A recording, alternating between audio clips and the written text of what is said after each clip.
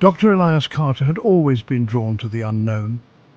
As an astrophysicist, he had spent decades studying black holes, theorizing their nature and challenging the very foundations of physics. But no mathematical equation, no theoretical model, and no human imagination could have prepared him for what he was about to witness. This was not just another research mission. This was humanity's first attempt to get close enough to a black hole to truly understand it.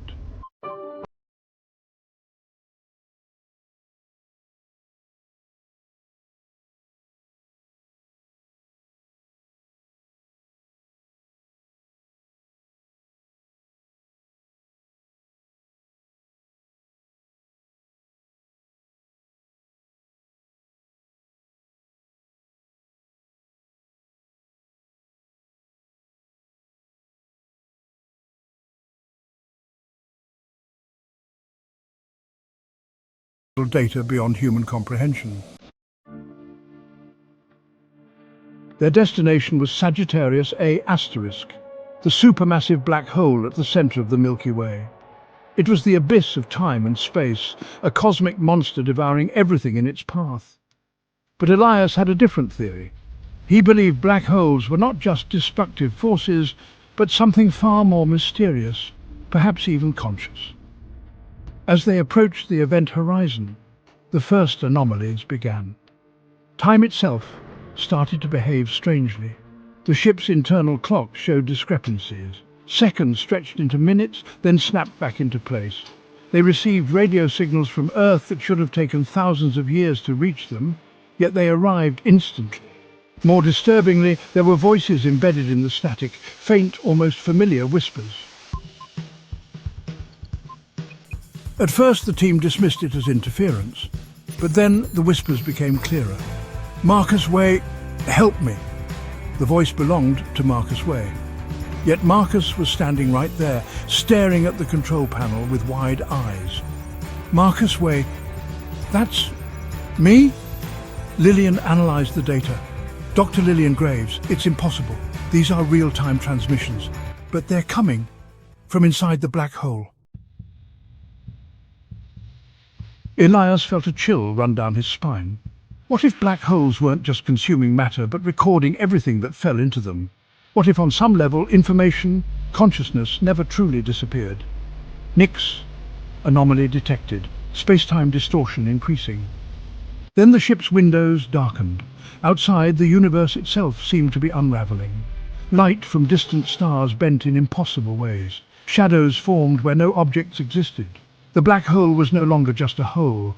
It was a labyrinth of shifting darkness, alive and watching. Then the first echo appeared. Jacob was the first to notice it. He turned to check his reflection in the ship's control panel, and for a split second his reflection wasn't his own. It was still him, but different. The expression was wrong. The eyes were hollow, deeper than they should have been. Then Marcus screamed. They turned just in time to see him clutching his head, convulsing. When he looked up again, he was not Marcus anymore. His face was pale, his pupils dilated. "Marcus Way, we have always been here." Then he vanished. The logs showed no record of his existence. Even their memories felt fragmented. Lillian tried to recall his face, but it was slipping away as if the black hole had erased him from time itself. "Commander Jacob Vance, we need to leave now.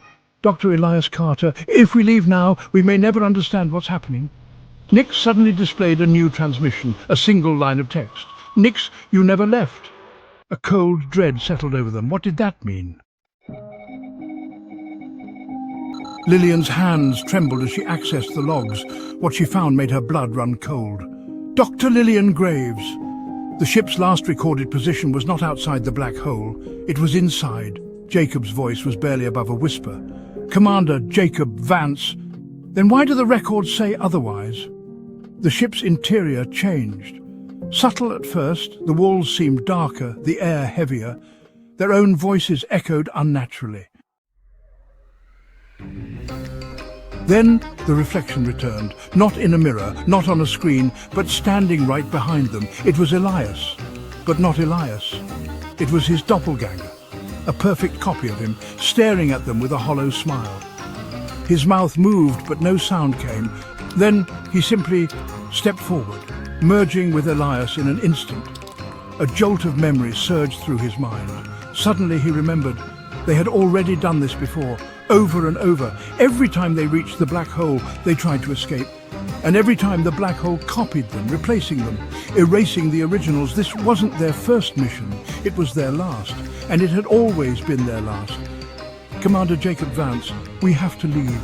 Whatever we are now, it's not real, we're not real. The ship's engines roared. The black hole fought back, pulling them in. The doppelgangers watched from the darkness. Thousands of them, thousands of versions of themselves that had come before. Then silence, light. They were free. The ship drifted into open space, the black hole shrinking behind them. Earth was within reach. They had made it. Except there was no record of their mission. No one remembered them leaving. No one remembered who they were. And in the reflection of the ship's monitor, Elias saw his own eyes, but there was nothing inside them. And then the final message from Nix appeared once more. Nix, you never left.